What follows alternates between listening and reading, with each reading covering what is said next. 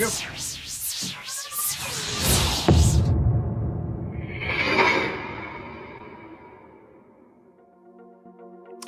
All right. Now, I think you guys know the rules. The robots do the painting, you do the guessing, and I do try to confuse you along the way with some clues. So, again, our first category tonight is going to be the top 20 Al Pacino movies, and we do it in a countdown. So, we start at number 20. So that means it starts kind of tough. Here we go. Now, this film dives into the adrenaline fueled world of sports betting. A suave mentor guides a hotshot with a golden gut for picking winners. The drama ramps up as egos clash and their luck runs out. So, Matthew McConaughey plays the protege, but the older man steals the show. Al Pacino portrays a gambling kingpin with swagger and deep psychological insight. Now, who remembers the name of this? Yeah, I think you're onto it, Jan. You're onto it. There's more than just money involved in the title. But yes, it is blank, blank, blank, the money. Blank, blank, the money. Who knows? This is 2005. 2005. This was one of several roles where Pacino explored themes of temptation and mentorship. So this was a reoccurring role for him. He even helped shape some of his character's monologues on set. So you're on to it there, Jan. This is called Two for the Money, if you remember. Two for the Money. Pacino and McConaughey. Yeah, number 20, you know. It's always a little tough. All right, number 19. 19. This is all the way back in 1991. A young Al Pacino. It's not every day you see Pacino flipping burgers for love. A shy ex-con falls hard for his coworker in a small New York diner. Romance blossoms between two lonely souls with guarded hearts. Okay, so this is Michelle Pfeiffer resists his advances, but not forever. Sandra, very good, very good. Do you remember this? Did you guys see this? Pacino plays Johnny, a cook determined to prove he's more than his past. Yeah, and you are correct. This is something called Frankie and Johnny. Frankie and Johnny. This film was based on a stage play by Terrence McNally. Pacino previously starred in a different McNally work, showing their artistic kinship. There you go. There they are, Frankie and Johnny. I don't remember seeing it. Maybe I did. Maybe I did. I don't know. I can't remember. I did see the next one, though. Number 18 coming up. Here we go. 2002. 2002. Now, in this one, a detective loses more than sleep in his sunlit noir. Sunlit noir. The setting never gets dark, literally. Oh, it's Alaska in the summer. That explains things. He's investigating a murder while haunted by his own guilt. I remember this now. Robin Williams flips his usual script to play a quiet killer. All right, this has Robin Williams in Alaska. Pacino delivers a haunting turn as a weary cop on the edge. He, apparently he has a problem, and that's the name of the movie. His problem. Do you know what his problem is? And it's the name of the movie. This was Christopher Nolan's first, only film that was not based on his own original idea, and his only remake. So this was a remake of a yeah, Stuart. Stuart's in the house with the answer. Thank you, Stuart. Insomnia is correct. Good movie, right? Yeah, it's a pretty good movie. Robin Williams, 2002. There you go. He was a little scary there, right, in that little video. Number 17, 1993. He wants out of the game, but the streets pull him back. A tale of redemption wrapped in vintage leather jackets and Latin beats. He runs a nightclub while dodging bullets and betrayal. Sean Penn's wild hair and even wilder lawyering don't help.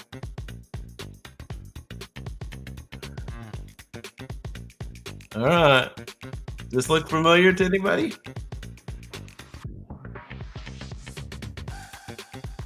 Pacino's Brigante tries to escape the criminal life with dignity. So the title of this movie involves his character's first name. The climatic Grand Central Chase took weeks to shoot and is still studied for its visual storytelling. Yeah, story, you've got it. Not the best spelling in the world, but you have it. It's close. Carlitos Way. Carlitos Way. Yeah, you got it. There he is. That was number 17. All right. They get more and more familiar as we go down the list. Number 16. This one, it's Wise Guy meets Fed in this undercover epic. Wise Guy meets Fed. Okay. Forget about it becomes a running mantra and a test of loyalty. This is where the phrase forget about it got popular. Forget about it. A mentor teaches the mob ropes to a man who's not who he says he is. Johnny Depp plays the mole. Pacino plays his trusting partner. Okay, you guys both know this one. Very good. Stuart, Sandra, you guys both know it. Pacino's lefty Ruggiero is tragic, loyal, and heartbreakingly unaware. Okay. The real Donnie Brasco, aka Joe Pistone, praised Pacino for portraying the humanity of a low-ranking mobster often overlooked. There you go. Lefty. Donnie Brasco. This was all the way back in 1997. 1997. There he is. Donnie. Saying something. I don't know what he's saying. Couldn't hear him. All right. Now this next one, I don't think I saw it, but I think this is one I want to see. So a pound of flesh is the price, but what's the cost of justice? Shakespeare gets a moody cinematic treatment. Venice is misty, the stakes are high, and the prejudice runs deep.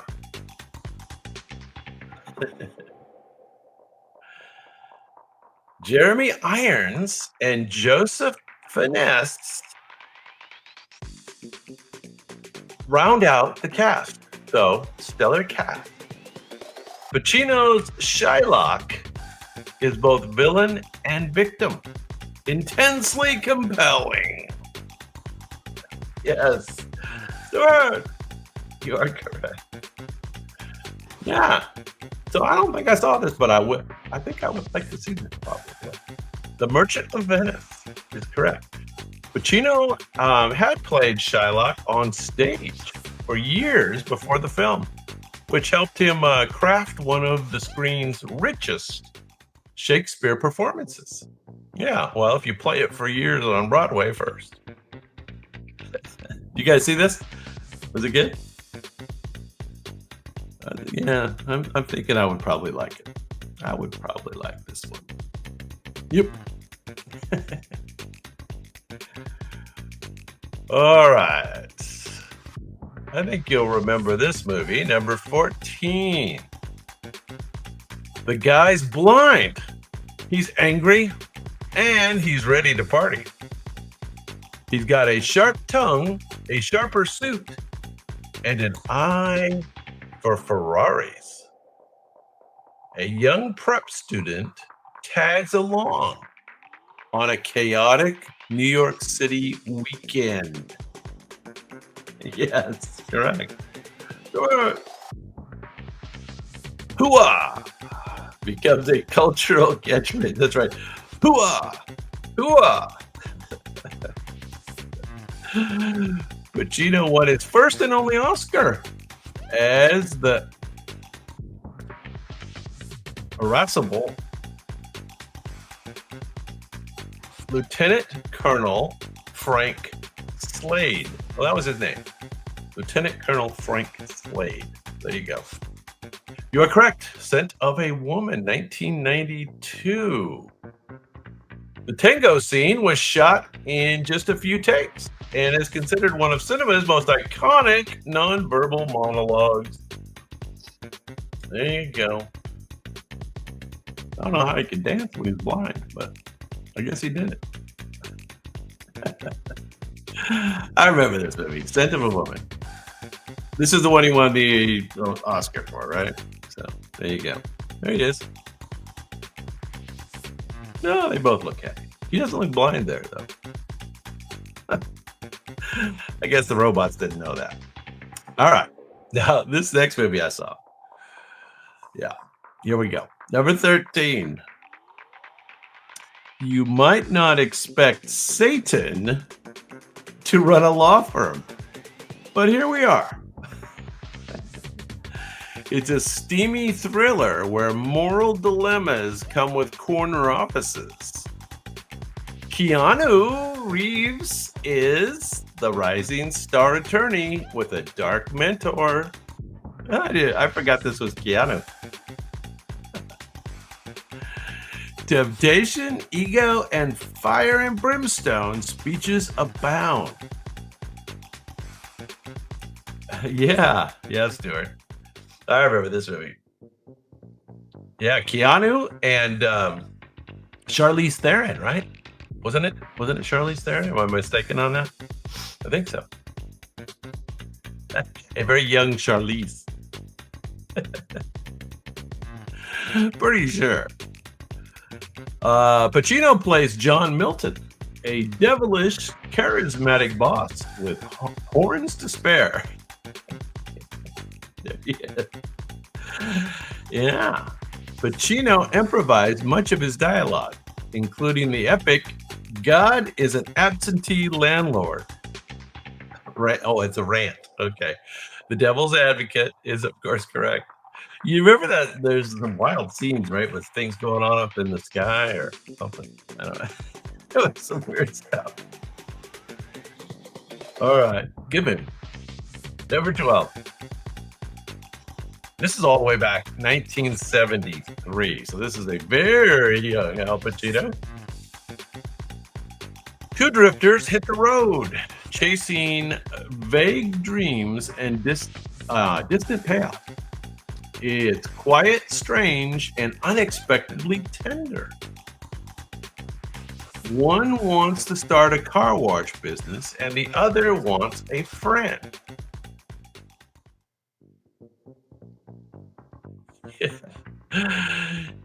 Gene Hackman co-stars in this offbeat buddy drama.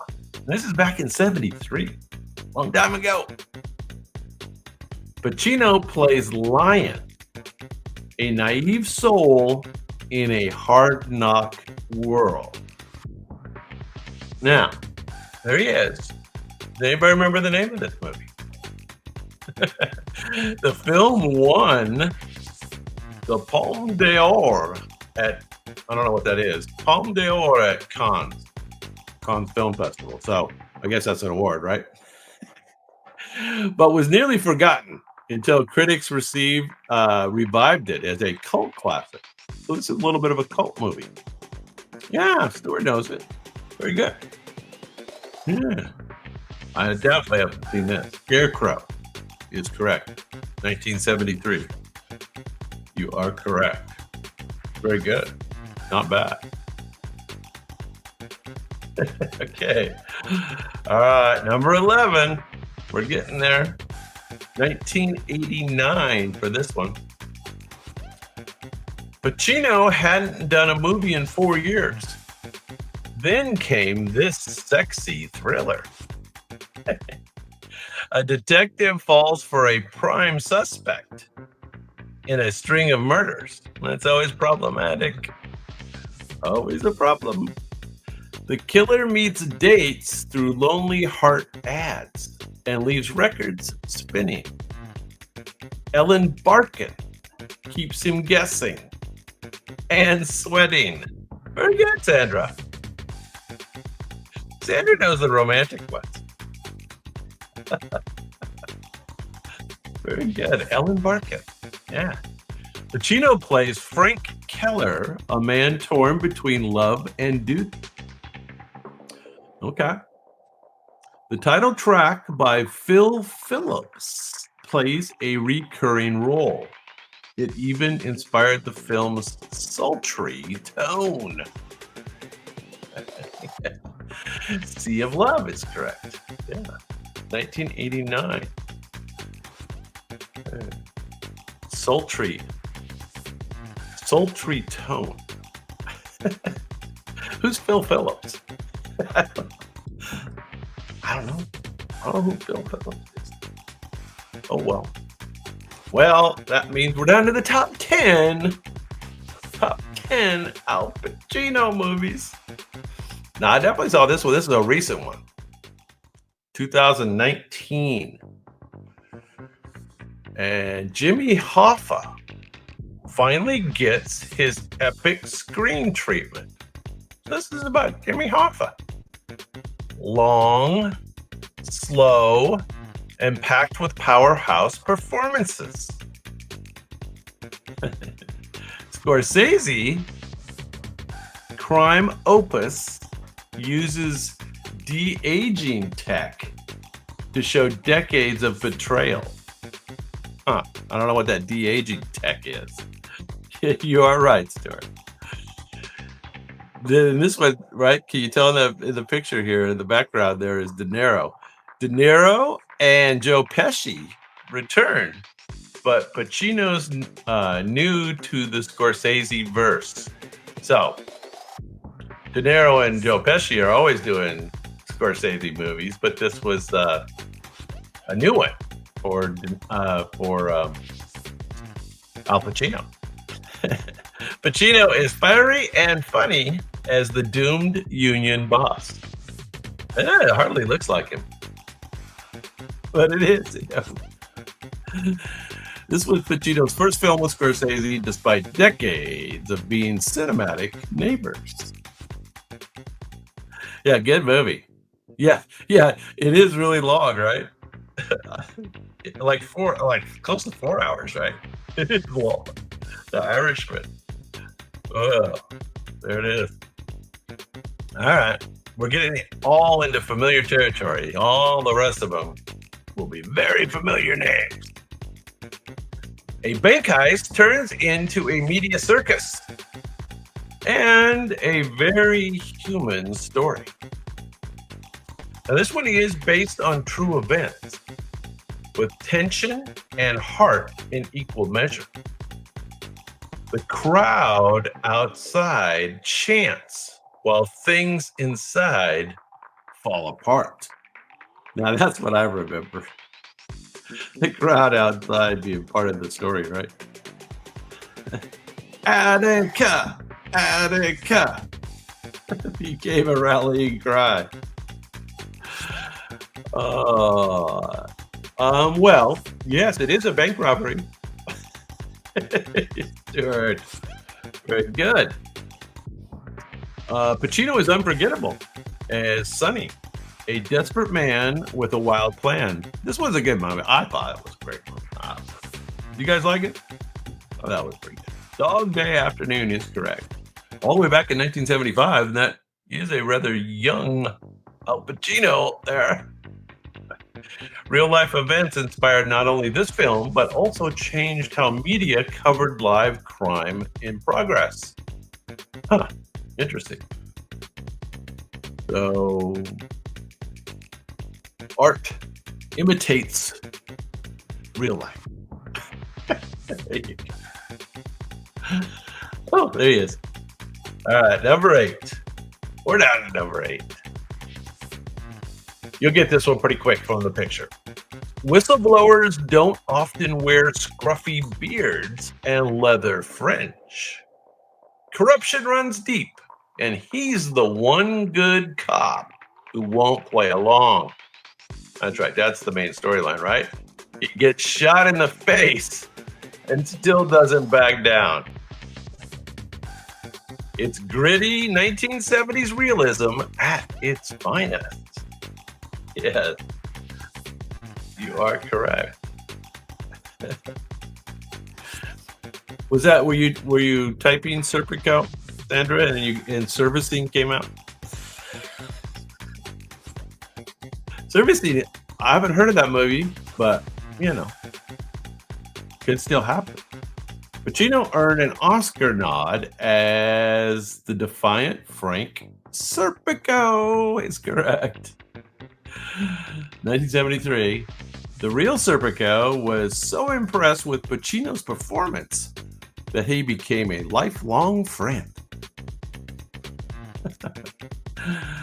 Pretty cool. Yeah, that was a good movie. Serpico. I remember that one. I think that one replayed on all the different movie channels for quite it's probably still playing. Yeah. There he is. Serpico. Cool name. Cool name for sure. That means we're down to the top 7. Top 7 Al Pacino movies. Oh, this is a good one. This one also stars our friend Val Kilmer. 2 legends, 1 face-off, and an unforgettable diner scene. A cop obsessed with catching a master thief. Sound familiar? The action scenes are as meticulous as the dialogue is loaded. Yeah, okay. Very good, Sandra. Yeah, very good. You beat Stewart that time. Very good. De Niro brings the chill. Pacino brings the fire. Pacino's Lieutenant Vincent Hanna is intense, erratic, and impossible to ignore. There he is. Got kind of a green tint for some reason. I don't know why.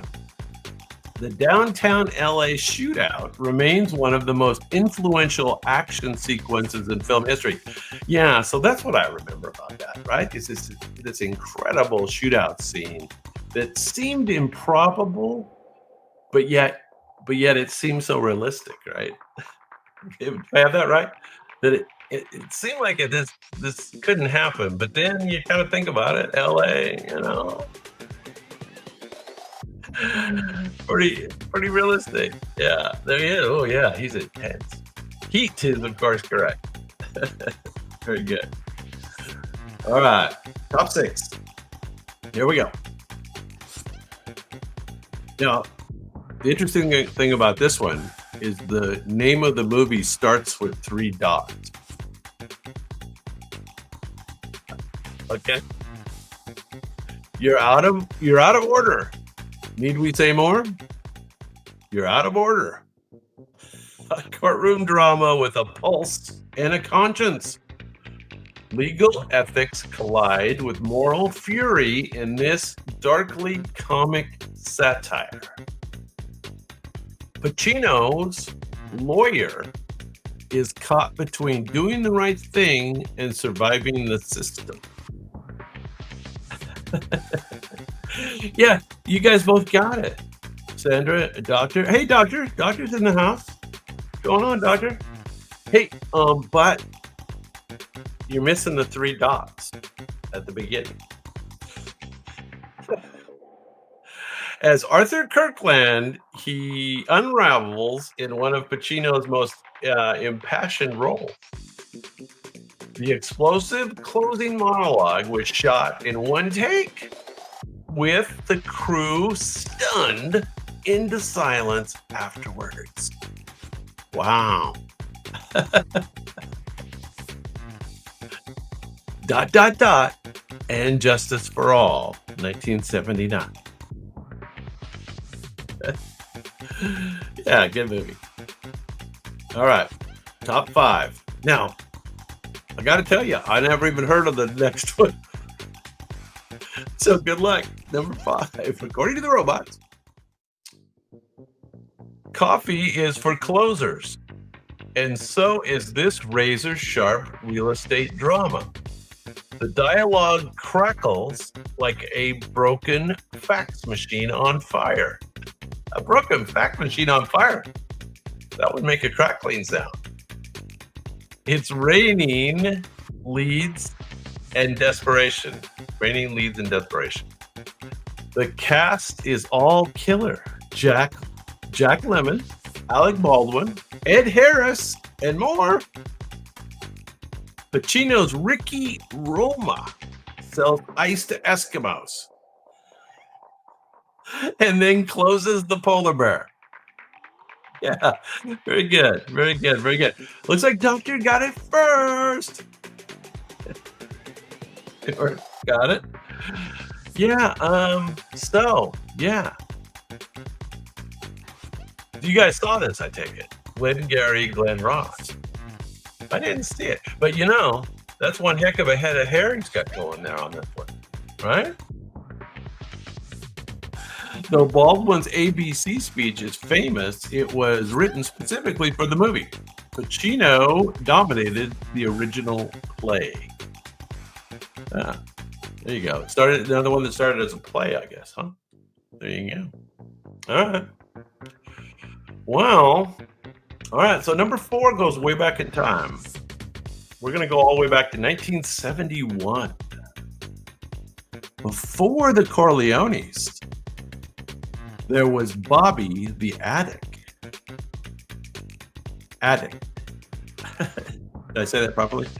A gritty, unflinching look at heroin addiction in Manhattan.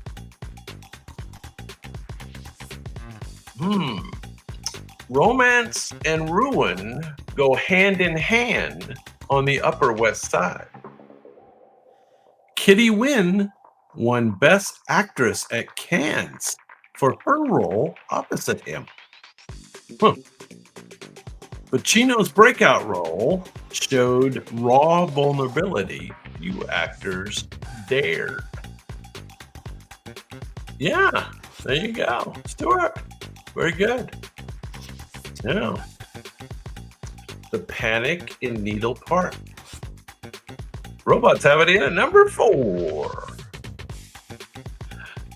The film's cinema veritas style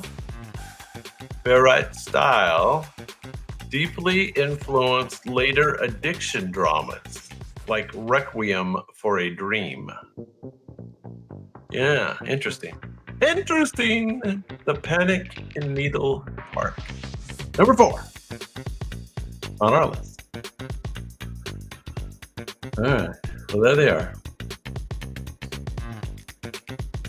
All right. That means we're down to the top three now. I got to have a precise answer on this. Family business gets darker and colder in this legendary sequel. Flashbacks show Vito's rise while Michael falls deeper into darkness. Betrayals come from all directions, even blood relatives. I know it was you, Fredo.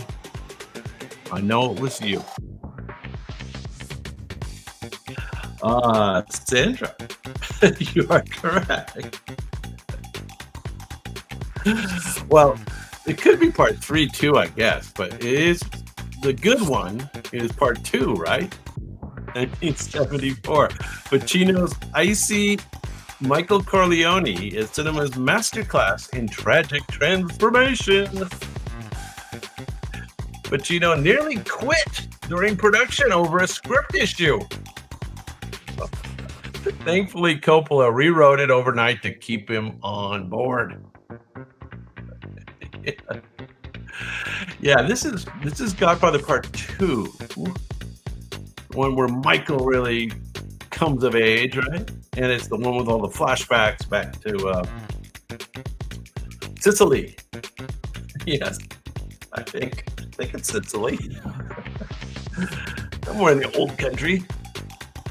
There he is, Michael. Getting tough. I know it was you, Fredo.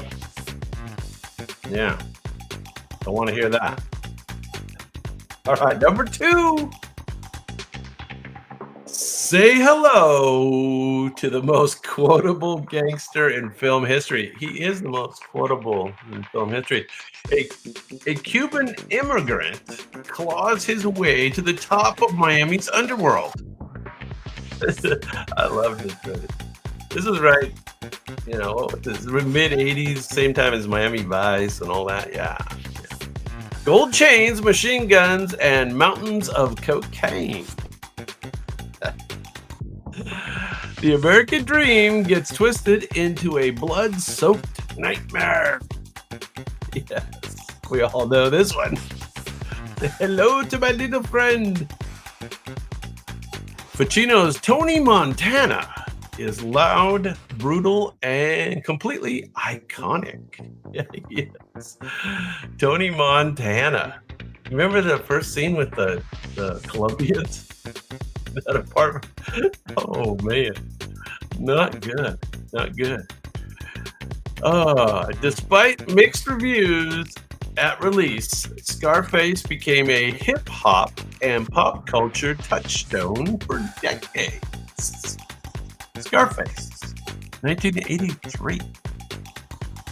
Say hello to my little friend. There he is. What's he gonna do? Who knows?